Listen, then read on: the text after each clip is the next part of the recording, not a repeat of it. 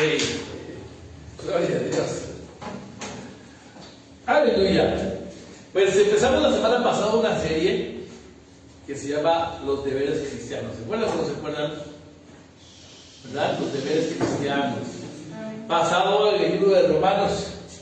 Sale y hoy llegamos a la segunda parte. Y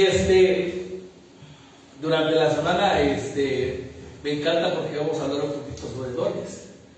Pero aquí el detalle es esto, pues saber cómo nosotros podemos utilizar esos dones. Y al nombre de la prédica le puse, ¿sabes? Todos para uno y uno para todos, ¿de acuerdo? ¿Vale? ¿Y eso dónde lo han visto ustedes? ¿Qué hay una novela por ahí? A ver. Los Mosqueteros, exactamente. Los Mosqueteros, exactamente, ¿de acuerdo? Entonces,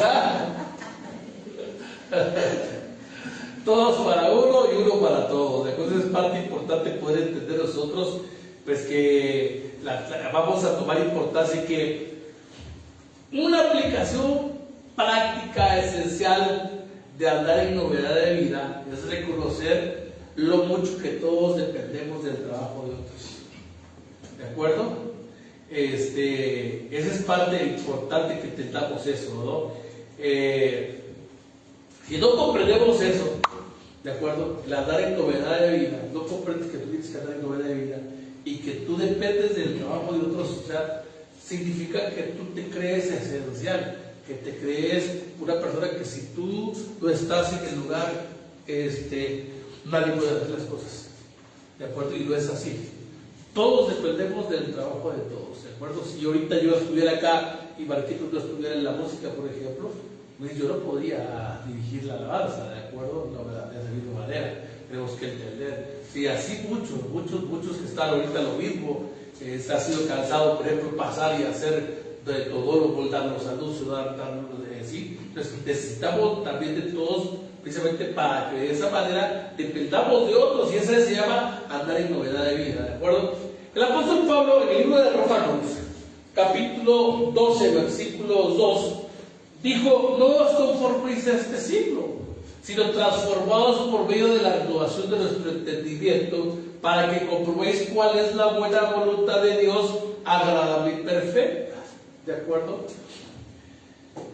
Algo importante que tenemos que entender nosotros es que tenemos que cambiar nuestro pensamiento. No estar como el pensamiento del mundo indica, ¿de acuerdo? Tenemos que entender que el cristianismo tenemos que tener una interdependencia. Y esa interdependencia no es una debilidad, sino es un regalo de Dios. El aprender a depender de todos. Esa es parte importante, y por eso esta prédica me encantó hacerla, porque es primordial el que nosotros entendamos que somos parte del cuerpo de Cristo, ¿de acuerdo? Y mientras estamos en el proceso de ser salvos por Dios, nos vamos a estar integrando cada día más unos a otros. Es parte importante. Cuando en el libro de Hechos, capítulo 2, versículo 42, dice que todos participaban, ¿sí? Y estaban en la enseñanza de los discípulos, en la comunión unos con otros. El tener comunión unos con otros es eso, es el que nosotros entendamos que vamos a entrar a una interdependencia. Vamos a aprender a depender entre nosotros. Es parte primordial e importante. Y Pablo aplica esta idea al trabajo que cada uno de nosotros en su papel de forma particular hace. ¿De acuerdo? Esa es parte importante. Yo siempre le he dicho, todos el trabajo que tienen son trabajos que verdaderamente deben de ser valorados. Y a veces no valoramos, y como cristianos debemos aprender a valorar a lo que tenemos alrededor. Imagínense un ama de casa que ya no puede hacer el quehacer en su casa, que no hubiera una muchacha que le hiciera el aseo. Depende de esa persona también. A veces creemos que, bueno, no, es que como yo le pago, ella tiene que hacer lo que yo. O sea, sí, pero digamos que también es un servicio que está prestando, ¿de acuerdo? Ahora, póngase a pensar que en el mundo todos fuéramos médicos. O que todos fuéramos arquitectos. No.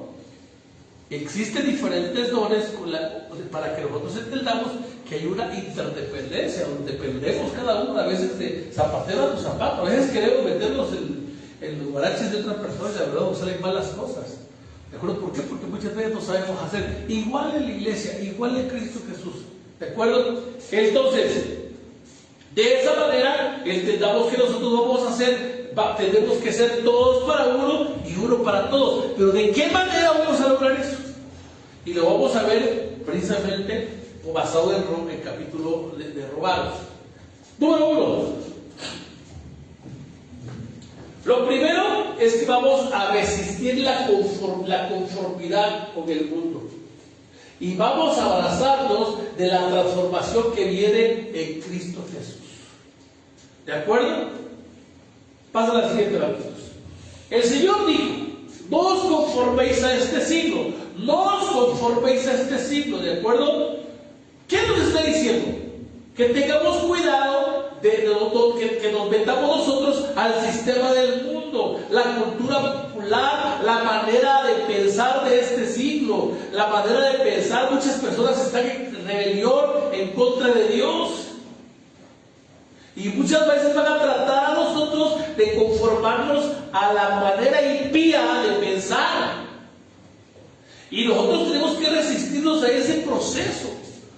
El mundo te va a tratar de meter. Y muchas veces te va a decir: es que no es tan malo.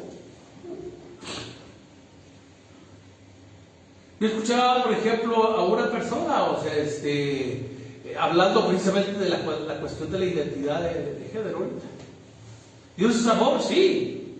También un padre es amoroso. Pero cuando un hijo ve, o un padre ve que un hijo no está haciendo lo correcto, ¿qué tiene que hacer el padre? Disciplinar. ¿Me explico? Entonces, que tenemos que entender esto también, que nosotros no podemos caer en lo que el mundo quiera vendernos a nosotros a partir de ahorita. Sale un grupo de chicas por ahí con sus carteles, que dicen que quiten la penalidad del aborto. Señores, creo que debemos ir 3 pasos antes de autorizar. Creo que ya tenemos métodos anticonceptivos suficientes, e inclusive la salpico, para que alguna persona no quiere embarazarse para luego abortar, pues primero prever. Pero el mundo nos quiere vender como algo que normal. No nos conformemos con este mundo. No nos conforméis a este mundo. Por eso es parte importante. ¿Sale? Pero también nos dice: sino transformados por medio de la renovación de nuestro entendimiento. ¿De acuerdo? Esto es lo opuesto de ser conformado a este siglo.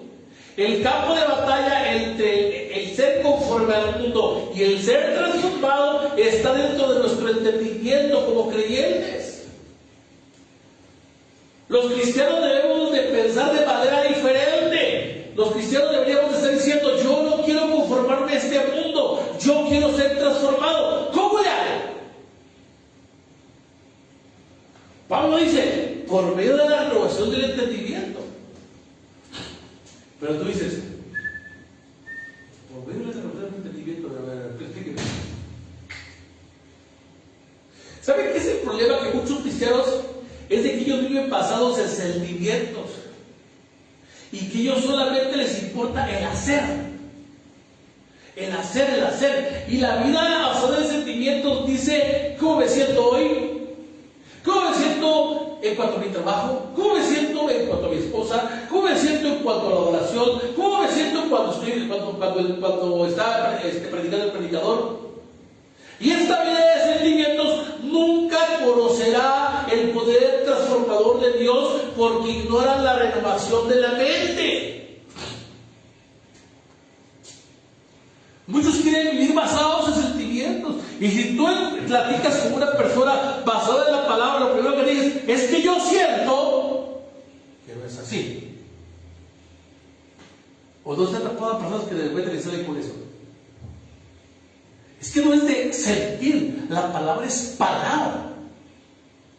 Y cuando tú quieres renovar tu entendimiento, tienes que estar renovándolo basado en la palabra, no en tus sentimientos. Porque tú vas a hacer tus sentimientos, vas a cometer múltiples errores, múltiples situaciones. Y el entendimiento, vamos a manejarlo en el entendimiento que relaciona nuestra mente basado en el poder transformador de Dios por medio de la palabra. Por medio de la palabra. ¿De acuerdo? Y la Biblia basada en Hechos dice: no me des tu teología, solo dime qué hacer. Dame los 4 puntos para esto, las 7 claves para aquello, ¿sí? Y esta vida de ocupación nunca conocerá también el poder transformador de Dios, porque ignora la renovación de la mente. Por ahí de repente hay predicadores: les voy a dar los 7 puntos para que lleven una vida mejor. 4 reglas para vivir mejor. Solo con hechos. Y está empezando a cumplir las 14, 15, 20 mil reglas. Y yo he aprendido como 30,000 y no aplico ni una. Porque no es la cuestión del hecho, es renovar mi entendimiento por medio de la palabra y sufrir un proceso transformador por medio de Dios. Decirle al Señor: Señor, transforma mi vida. Ahora, Dios no está en contra de los sentimientos o de una vida activa. Él es un Dios de un sentimiento poderoso y apasionado, y Él nos manda a ser hacedores. Pero los sentimientos y el hacer son fundamentos insuficientes para la vida cristiana. ¿Sí me entiende? El sentimiento es muy aparte. Si Dios es un Dios de sentimientos y Él sí nos manda, haz. Pero la vida cristiana tiene que estar más fundamentada en el leer la palabra, en comprender la palabra y en pedirle al Señor que Él transforme tu vida, transforme tu manera de ser, transforme tu mentalidad. Amén.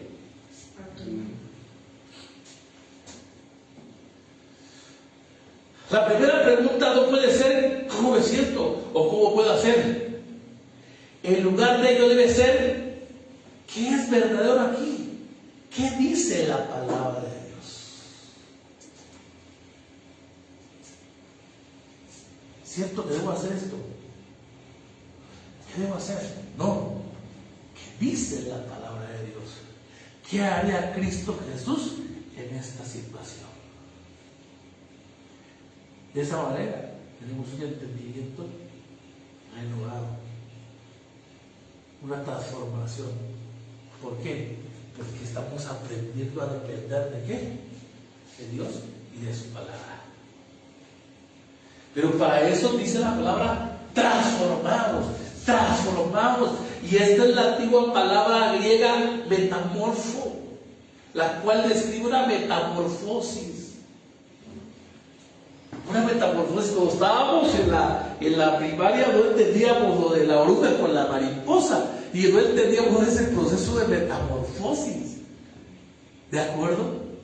Tampoco la oruga tiene que... Yo vi por una película que ella quería hacer y le dijeron de qué manera podía hacerlo y nunca pudo. Lo mismo como cristianos. Vamos a ser transformados conforme estemos en la palabra, y cuando vamos a ver, el Señor ya transformó.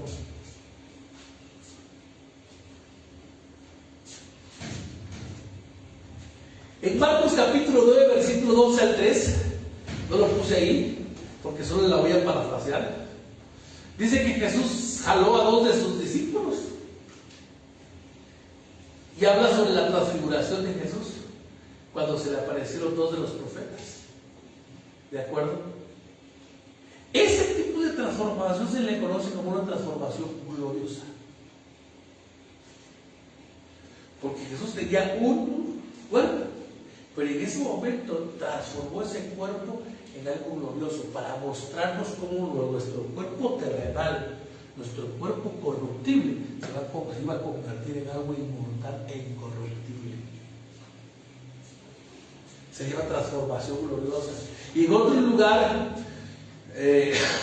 Pablo utiliza la palabra de transformados, ese también en 2 Corintios 3:18. Se las leo, dice: por tanto nosotros todos, mirando a cara descubierta como en un espejo la gloria de Dios, somos transformados de gloria en gloria en la misma imagen como por el Espíritu del Señor.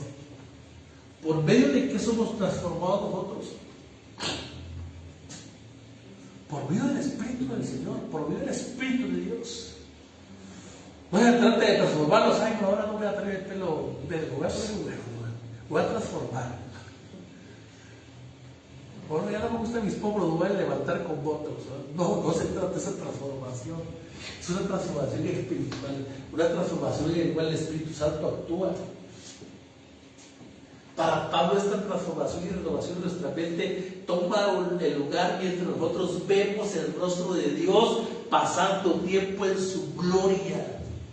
Pasando tiempo en su gloria. Los tiempos de adoración y oración con el Señor son bastante importantes. Y mientras nosotros no aprendamos esa dependencia de estar constantemente de rodillas pidiéndole ser transformados, eso no va a pasar.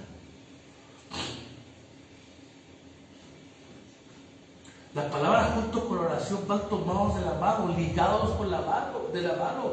Por eso es que los tiempos que nosotros tenemos que tener de palabra y de oración, cuando tú tengas palabra, vete, cuando ya haya la palabra, dices tú, Señor Padre, ahora sí quiero meterme a tu gloria, y lo que aprendió hoy, Señor Padre, que transforme mi vida, que cambie mi vida, que no solo sea un oidor de las palabras, sino también que sea un hacedor de tu palabra.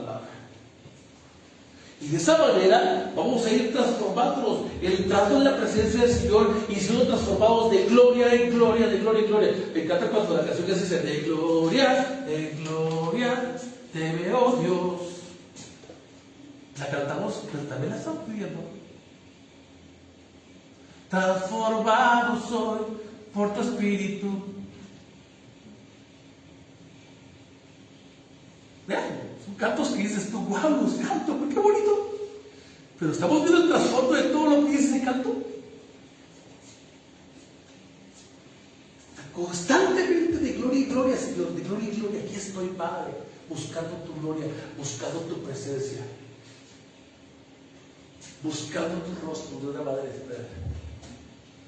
Y cuando nosotros somos transformados, cuando nosotros conformamos a este siglo, ¿sí? Vamos a comprobar cuál es la buena voluntad, vamos a saber de qué manera es la voluntad del Señor, la buena voluntad del Señor. Porque dice que la buena voluntad del Señor es agradable y perfecta. Mientras somos transformados desde adentro, la prueba es evidente en el exterior. Porque otros van a poder ver la buena voluntad de Dios agradable y perfecta por medio de nuestra vida. ¿No lo vas a ver tú? Las personas van a ver. Pero cuando tú verdaderamente estás siendo transformado, ocurre lo que la bruja se queda.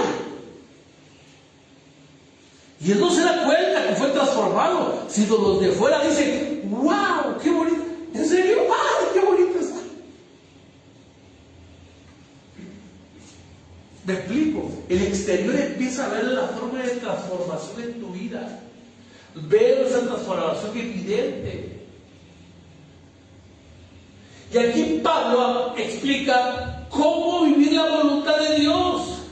Ten en mente las riquezas de Dios para ti. Y esas riquezas de Dios para ti son pasadas, presentes y futuras. ¿Por qué? Por sus misericordias. Y en el texto, en la semana pasada hablábamos precisamente sobre como un acto de culto racional, que entregáramos nuestros cuerpos. ¿Qué significa? De una manera voluntaria. De una manera voluntaria. Es decidir ceder todo mi ser hacia Él. Es resistirme a conformarme a los pensamientos y a las acciones de este mundo. Pero tenemos que estar enfocados en la palabra de Dios y en las revelaciones de compañerismo con Él. Entonces nuestra vida va a estar en la voluntad de Dios. Y de esa manera vamos a conocer nosotros que la voluntad, la buena voluntad de Dios es que agradable y perfecta. Pero es de manera voluntaria. ¿Me explico? Y de esa manera tú podrás saber cuál es la voluntad de Dios.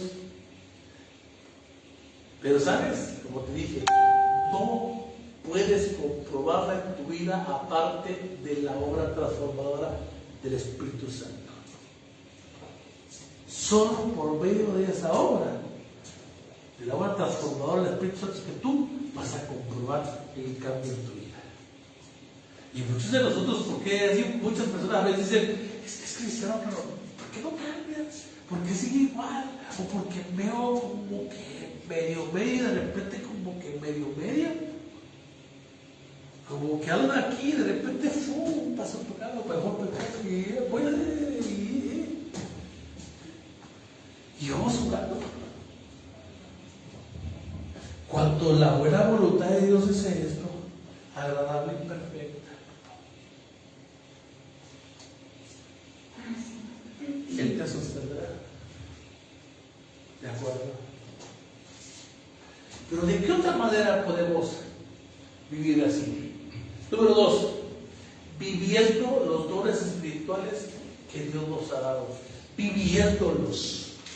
Que si vean lo que dice Romanos 12:13.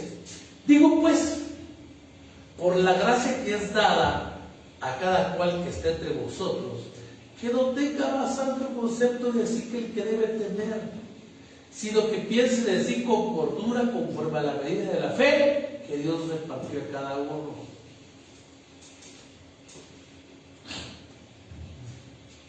Cuando el Señor dice, digo pues por la gracia que le es dada a cada cual entre vosotros, lo primero que está hablando Pablo aquí es una advertencia para vivir en humildad. ¿Sí? Pablo pronto hablará de cómo se deben de ejercitar los dones espirituales en el cuerpo de Cristo, pero de antemano da una advertencia sobre la humildad. La humildad debe estar a la orden, dando al orgullo poco usual, ¿sí?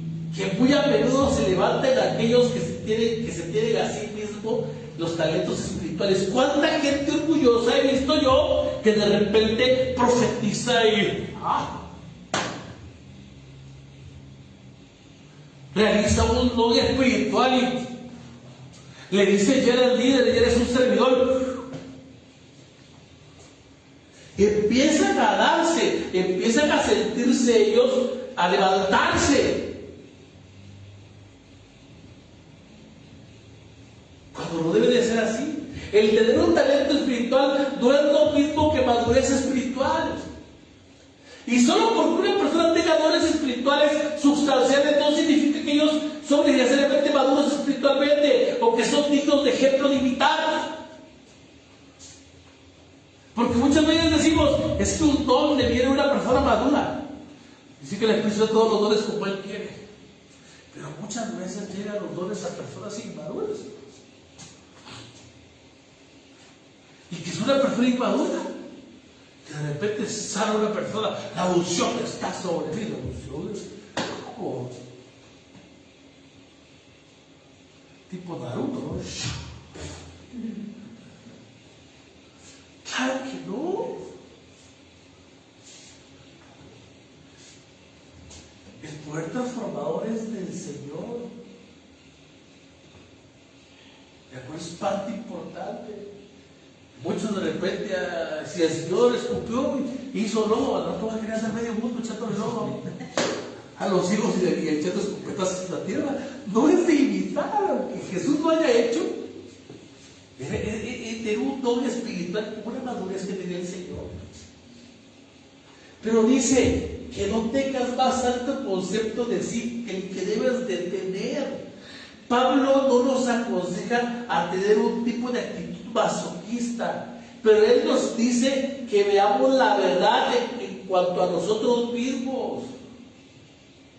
Veamos la verdad en cuanto a nosotros mismos. Cuando nos vemos a nosotros mismos como en realidad somos, es imposible el sentirnos orgullosos o sentir orgullo de nuestra vida.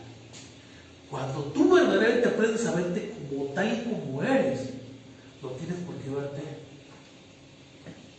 inflado. Pero a veces tratas de verte como... Y yo lo he visto, hasta en los futbolistas, uno dice, ay, yo soy como Cristiano Ronaldo, y aunque no sea ni la mitad de ellos, pues sí me explico. Pero cuando la persona se vea como él es como tal, no va a andar de orgulloso, simplemente va a hacer las cosas como debe de ser.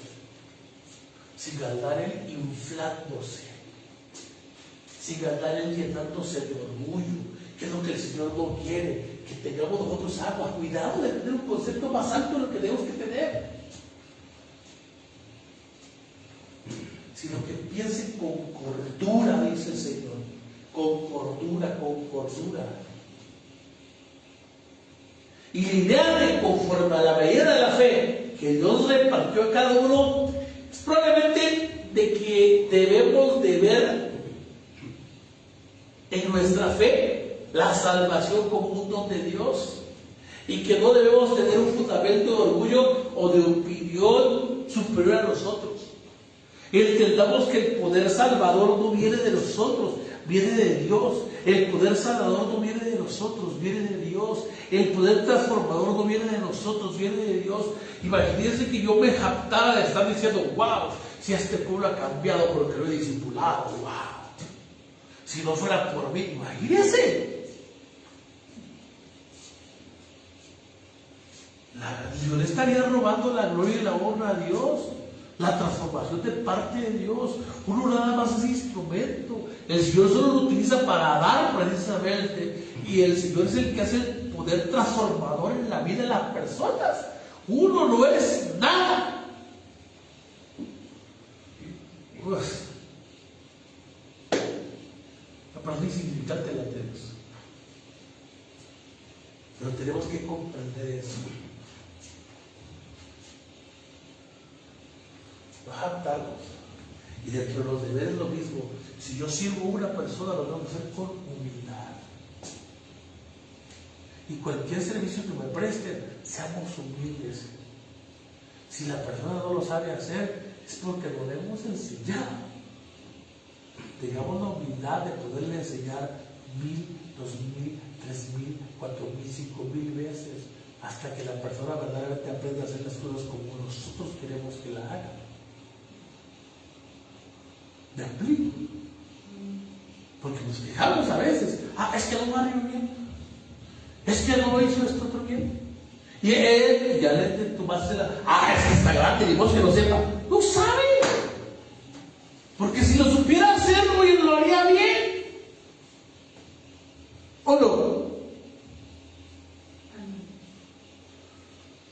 Pero nos cantamos, es que lo debería saber. No. Si cometí un error, a ver, ¿sabes hacerlo? Si no te explico, no. Es que, pues entonces, ¿por qué hiciste mal? A ver, te explico nuevamente, mira, así. ¿Ya entendiste?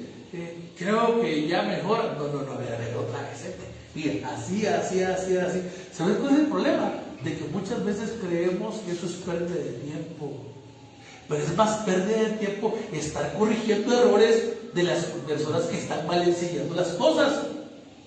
Si tú te dedicas a enseñarles bien, ya no vas a tener que estar más tiempo perdido, porque lo que nos molesta de todo esto es que nos hace perder el tiempo.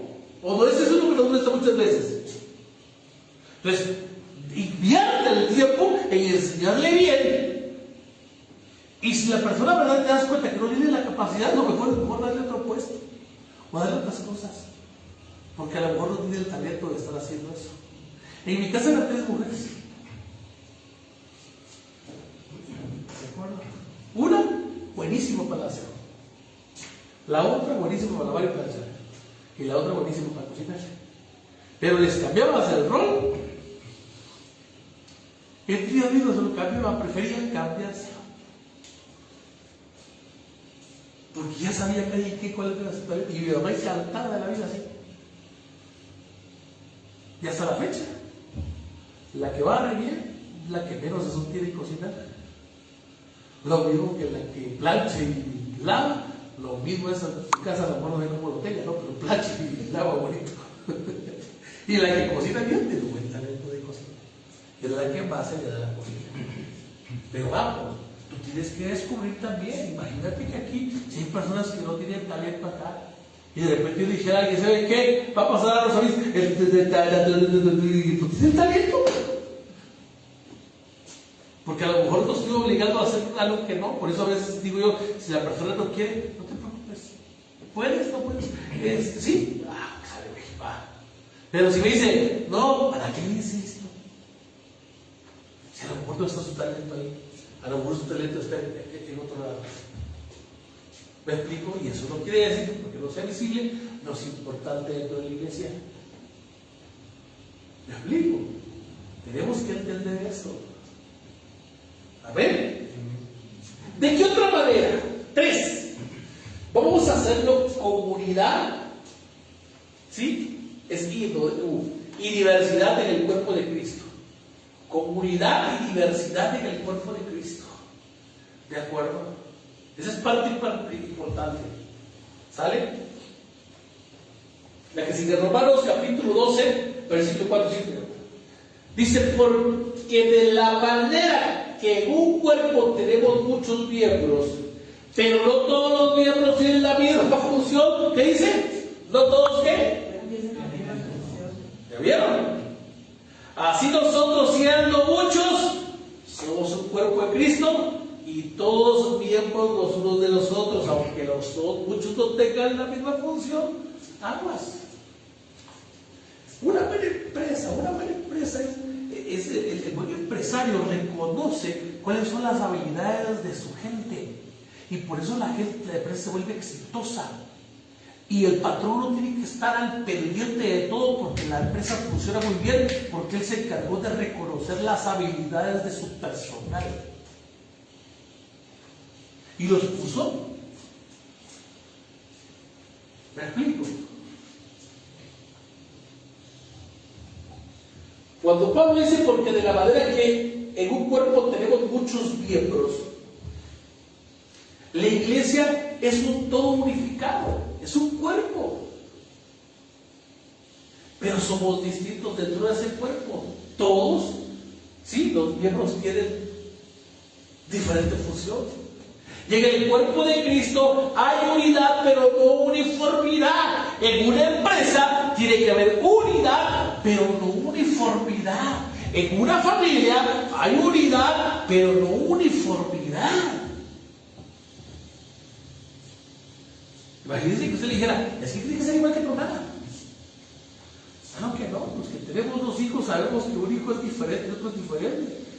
Mientras uno le das una buena noticia y ríe, el otro llora.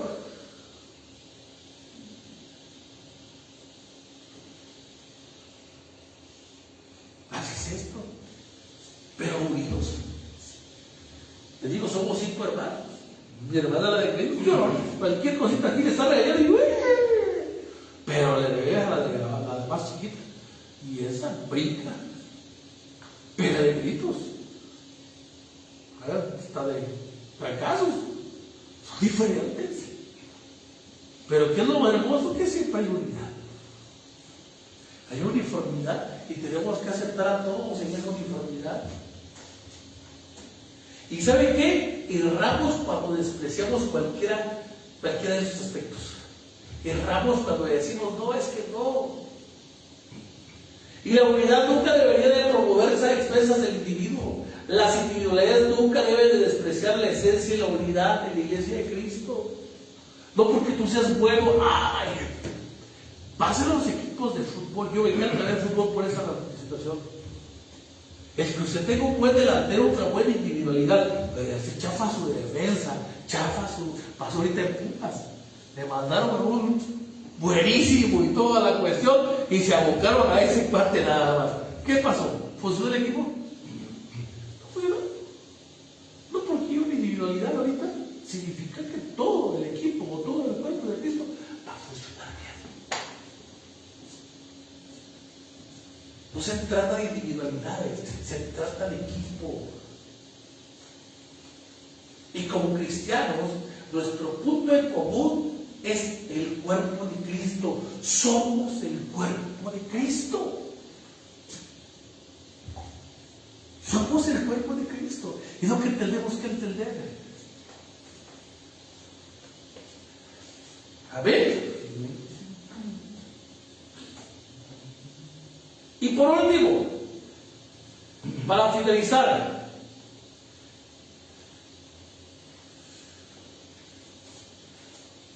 y una también es una exhortación para y cómo usar los dones de Dios que ha dado a los miembros individuales de la iglesia. Va a dar dones individuales, cierto, pero todos, ahí les va. No soy derecho, os uso. Para escribir, escribo bien por la derecha, pero con la izquierda no escribe nada. Y no por eso mi mano derecha tiene que decir, ay, qué inútil, eres mano izquierda. No sirve, no sé para qué estás ahí. Claro que no. Me ha pasado que la mano derecha, la mano izquierda, ayuda a agarrar el cuaderno porque no se mueve. Si con la mano izquierda no se agarra la libreta, la mano derecha no podría escribir bien porque no se le movería el cuaderno. Otro detalle, y hay veces con un martillazo la mano derecha se diera un trancazo. ¿Usted qué cree que le ayudaría primeramente? La mano izquierda. No. ¿Sí me explico? No porque tengan mayores, porque haya habido mayor don en esta mano, no significa que eso tampoco es importante. Es importante. Es equipo. ¿De acuerdo? Entonces, aquí hay que exhortar, hay que entender. ¿De acuerdo? ¿Cómo nosotros tenemos que usar los dones de Dios que nos ha dado a miembros individuales? Romanos capítulo 12, del 6 al 8, la que sigue de Corintios. De manera que teniendo diferentes dones, según la gracia que nos es dada, si el de profecía úsese conforme a la medida de la fe, o si de servicio el servir, o el que enseña la enseñanza, o el que exhorte la exhortación, el que reparte en liberalidad, el que preside con solicitud y el que misericordia con alegría.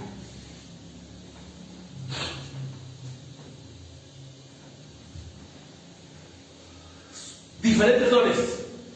La diferencia y distribución de los dones es debido a la gracia que nos es dada. Los dones espirituales no se dan en base a un mérito. Dios elige a todos, pero es por su gracia. ¿Me explico? Y esta idea está relacionada en la antigua palabra griega para dones espirituales. Dones espirituales significa carisma en griego, el cual significa un don de gracia. Y este término fue aparentemente acuñado por Pablo para enfatizar que es dar estos dones espirituales era todo por gracia, solo por gracia. Y en 1 Corintios capítulo 2:11, que no lo puse ahí, ¿de acuerdo? Dice que los dones espirituales son dados a discreción del Espíritu Santo. Vean lo que dice: por todas estas cosas las hace uno y el mismo Espíritu, repartiendo a cada uno en particular como Él quiere. No como Él quiere, sino como el Espíritu Santo quiere. ¿Me explico? Tú podrás pedir, Señor, yo quiero el don de sanidad, pero si el Espíritu Santo lo quiere dar, Él te lo va a dar. A lo mejor el dar de todo servicio. Que ahorita vamos a hablar más que nada de estos dos dones serviciales. Amén.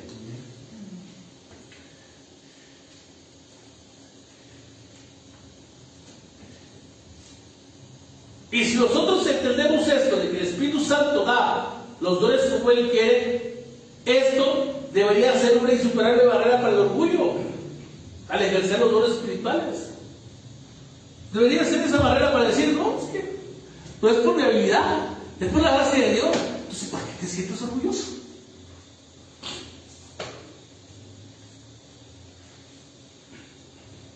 Quizás la habilidad del juego sí la obtuviste tú de alguna manera, pero los dones no, de parte de Dios no. Y eso debería decir, ¿sabes qué? Para que tú no orgulleces de eso, es de Dios. Sin embargo, el hombre en la deformación de su corazón se encuentra la manera de estar orgulloso de los dones espirituales e insistir en exaltar al hombre en la manera en que Dios ha dado los dones. Cuando hagamos una presentación de un evento, por ejemplo, verdaderamente presenta al que es digno de presentar y de exaltar. Porque si le ponemos un nombre glorioso, pero le exaltamos más al que aparentemente trae el nombre. Y no debe ser así.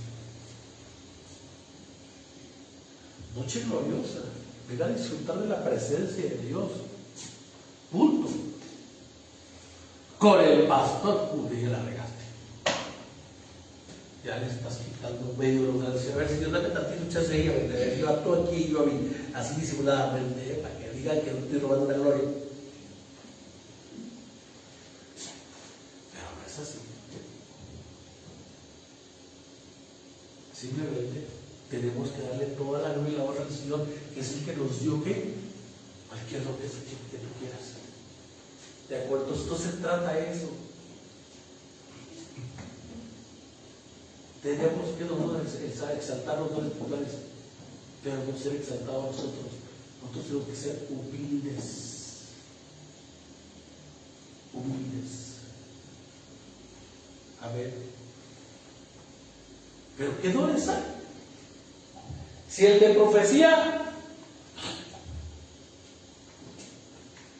la profecía debe ser practicada conforme a la medida de la fe, porque es lo que dice ahí, úsese conforme a la medida de la fe. ¿De acuerdo? Y pues Dios podría darnos algo para decir a un individuo o a todo el cuerpo de la iglesia. ¿Y eso qué? Para extender nuestra fe. Y si no podemos profesar en fe y en confianza que Dios en verdad nos ha hablado, entonces no deberíamos de hacerlo. Si tú tienes la certeza que la profecía vino de Dios por fe, habla. Pero si solo se me ocurrió porque conozco, la hermana América está pasando una situación difícil, le voy a profetizar algo bonito para que se avive. ¿Vino de Dios o de mi carnota? Yo he recibido profecías de gente que no me conoce y dices tú, y que de repente me dice, pasaste y esta situación, pero también hay hermanitas por ahí que la han chorreado, ¿no?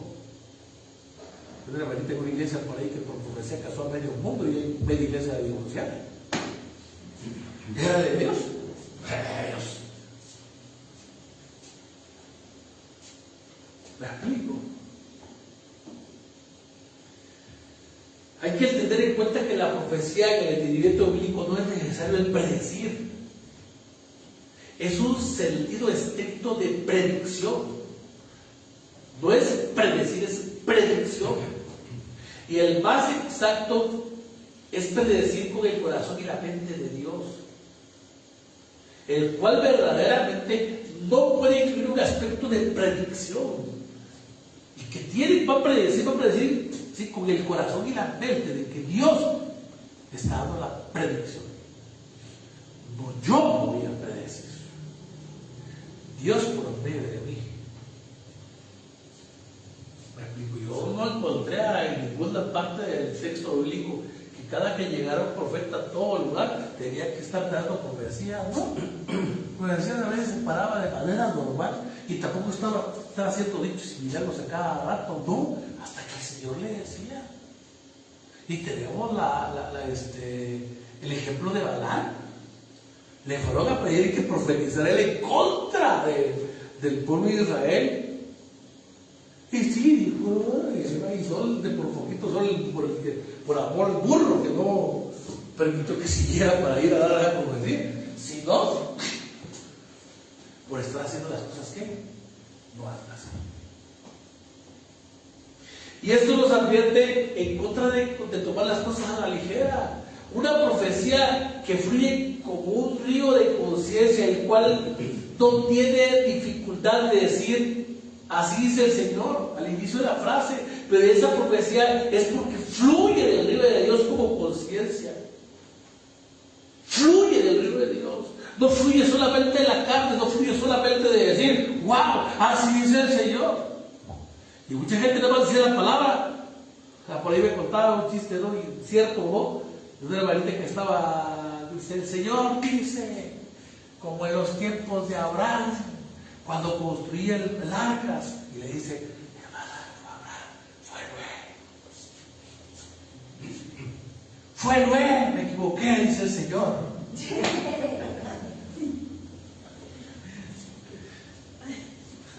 Vas cargando otra cosa. Cuidado. Y así hemos escuchado cada profecía que no viene nada con sustento bíblico.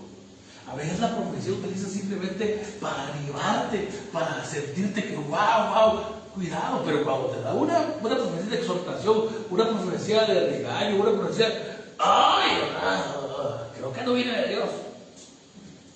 No. ¿De acuerdo? Y cuando nosotros decimos usarlo conforme a la vida de la fe, en realidad tiene un artículo.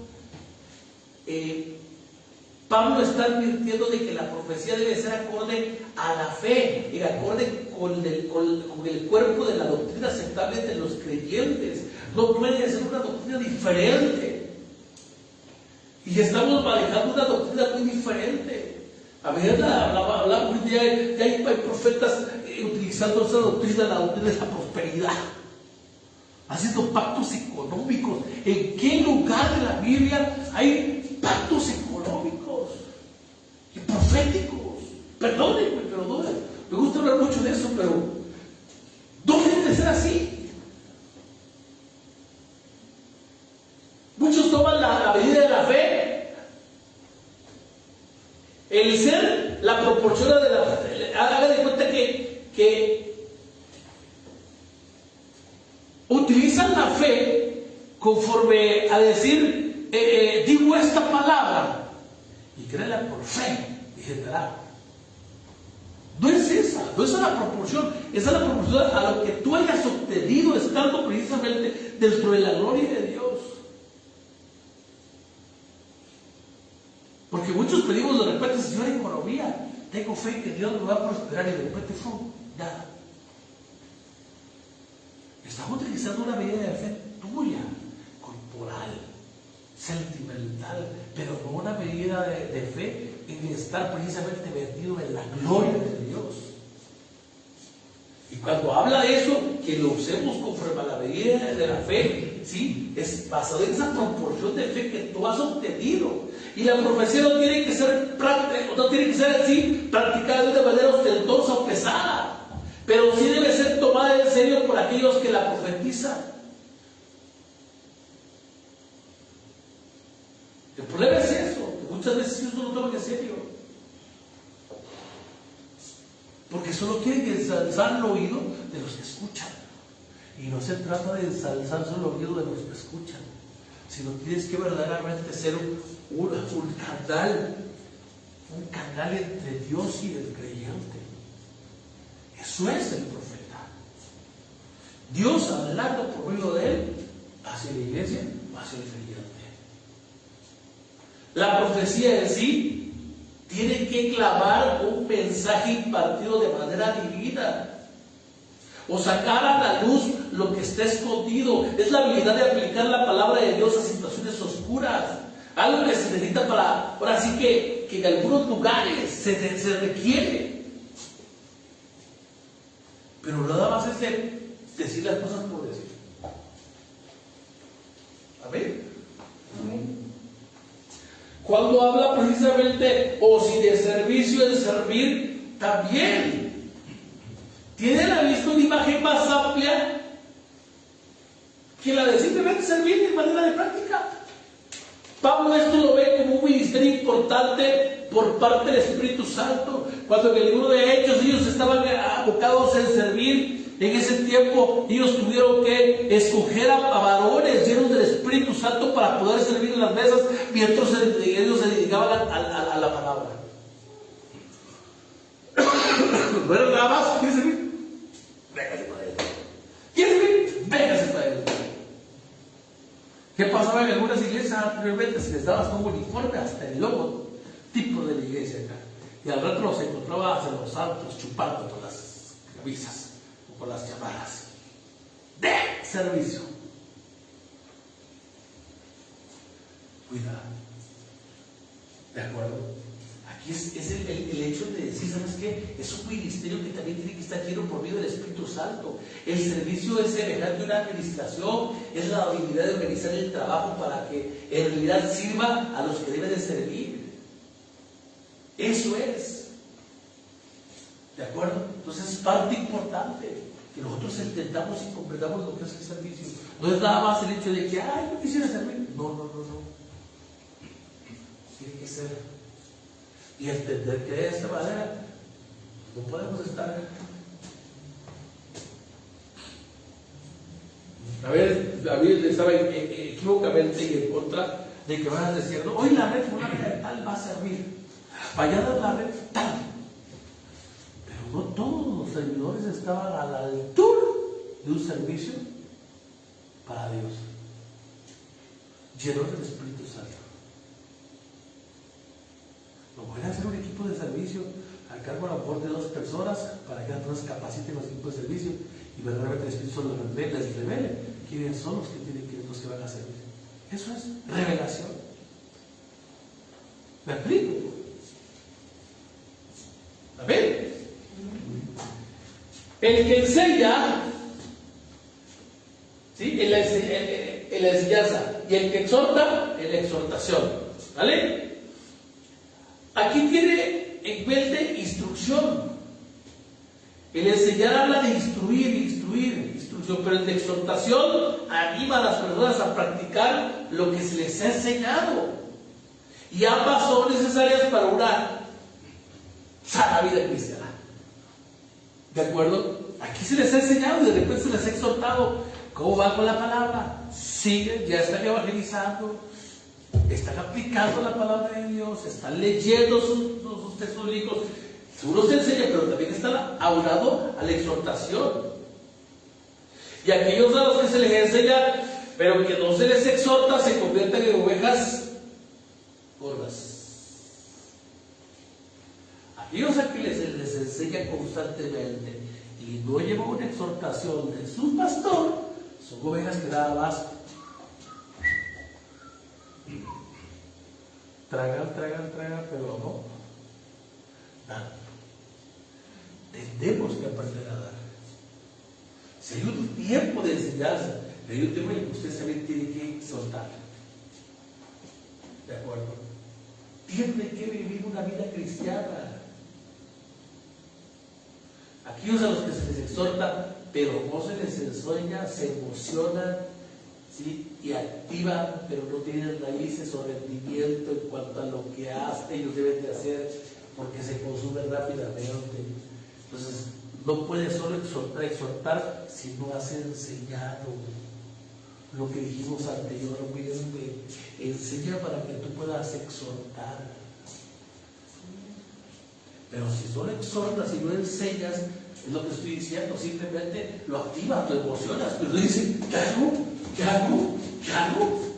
Y se la estás dando vueltas por todos lados, y lo ves activo, pero todo lo hace mal porque no le has enseñado. ¿Amén? Entonces, la enseñanza y la exhortación habla precisamente de formar liderazgo, de formar personas que dirijan, no aplicables tanto en el concepto de secular como en la iglesia. ¿De acuerdo? Esa es parte importante. El que reparte. ¿Sí? El que reparte con liberalidad se refiere a alguien que es un canal por medio del cual Dios provee recursos a su cuerpo de Cristo. Este es un don espiritual importante, el cual debe ser ejercitado con liberalidad. Cuando alguien es llamado o se le da un don de repartir, se le tiene que dar libremente. Y ellos muy a menudo verán sus recursos desvanecerse olvidando el por qué Dios los ha bendecido. Aquí cuando el Señor habla precisamente el de repartir, aquí Dios te provee para tú dar, para tú bendecir al pueblo. Y te pide que tú lo des libremente, o sea, no te van a decir de manera específica, dale, no, también no, tú das conforme el Espíritu Santo te lo va a dar. ¿Me explico? No es conforme conforme el pastor te diga y toda la situación, nada de eso. Y para eso tiene que haber algo que se llama generosidad. Y eso es pericia para ayudar a otros en el trabajo. ¿Sí? Que son formas de generosidad.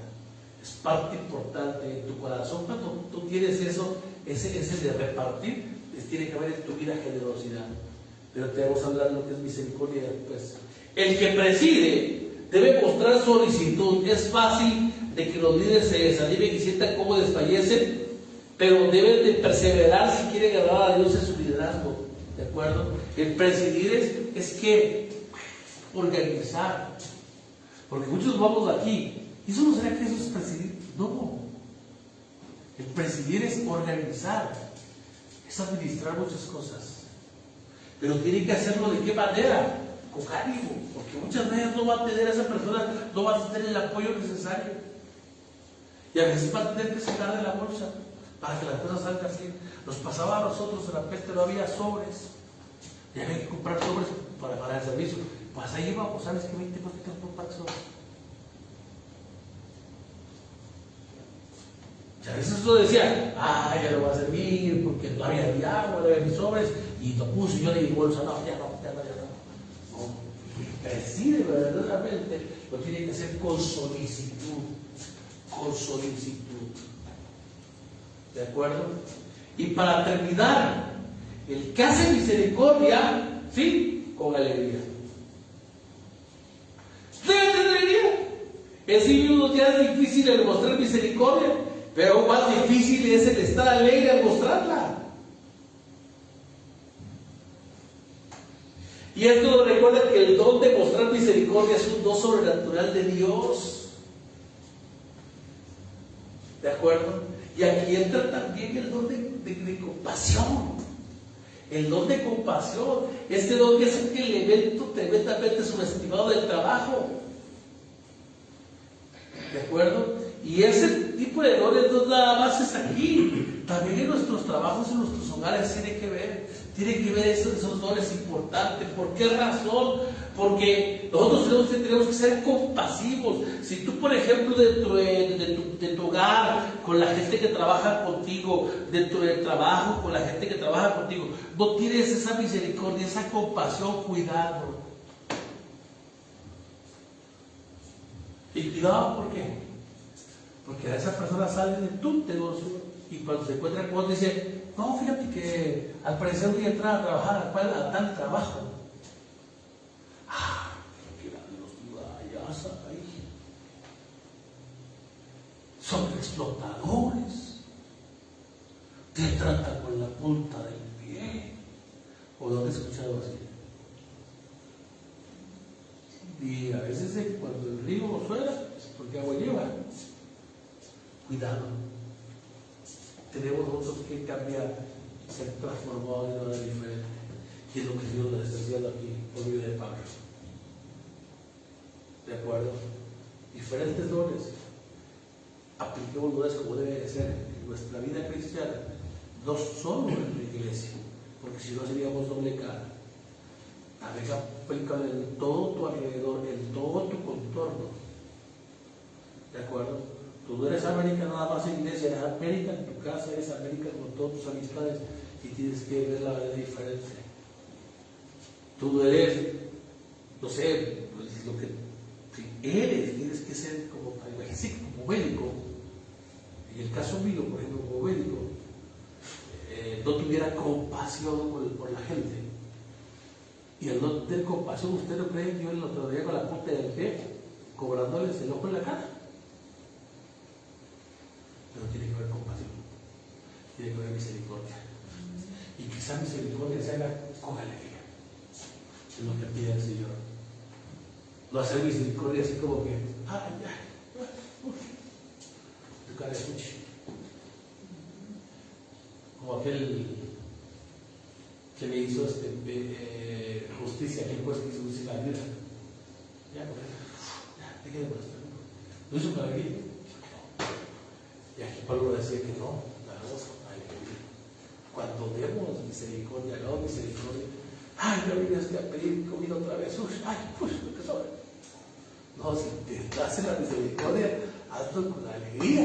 Y si no, mejor no lo hagas. Es lo que Dios quiere. Amén. Póngase de pie y terminamos orando.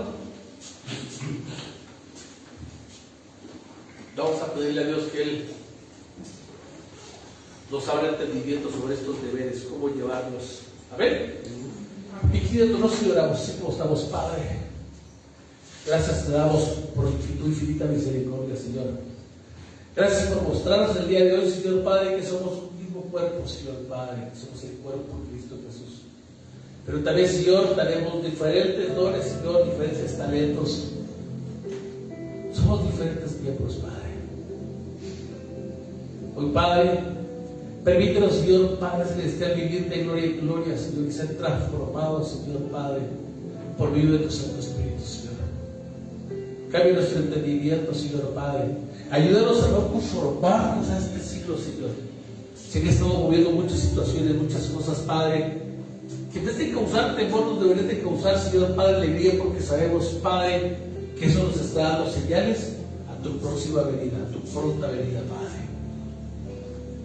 Pero, Señor, ayúdanos a no adentrarnos, Señor Padre, por la influencia del mundo, porque sabemos, Señor Padre, que eso a ti no te agrada, bendito Dios. Ayúdanos a ser transformados por tu Espíritu Santo constantemente, Señor. Y sabemos, Señor, que tú traes dones a nuestras vidas, Señor Padre. Como cuerpo de Cristo, Señor Padre, a que interactuemos de manera constante, Señor Padre, a que dependamos, Señor, unos de otros, Padre Santo, por medio de esos dones que tú nos has dado, Señor. Permite que cada uno de nosotros podamos, Señor, constantemente, Señor, agradarte a ti. Conocer, Señor, tu buena voluntad, que es agradable y perfecta, Señor. Pero, Señor, repartiendo, Señor, Padre Celestial, mi Dios, por medio del Espíritu Santo, con liberalidad esos dones a nuestras vidas, Señor. Y que nosotros lo usemos de una manera correcta, Padre. Que en nosotros no haya orgullo, Señor Padre. Que no nos vanagloriemos, Padre, por ese don que tú nos has dado. Mantenga nuestros pies en el piso, Padre, para que de esta manera podamos honrarte, podamos glorificarte, podamos exaltarte, Señor. Y de esta manera, Señor Padre, no te robemos a ti la gloria, Señor Padre. Si habemos de profetizar, Señor Padre, que la hagamos, Señor, conforme a la fe, Señor Padre. Si habemos de servir, Señor, que lo hagamos, Señor, de una manera de servicio, Señor, derramado, llenos de tu Espíritu Santo, Señor Padre. Si habremos de enseñar y de exhortar, Señor Padre, que va unado la enseñanza junto con la exhortación, Padre, porque sabemos que de esa manera habrá, Señor Padre Celestial, una bendición sobrenatural, Padre Santo.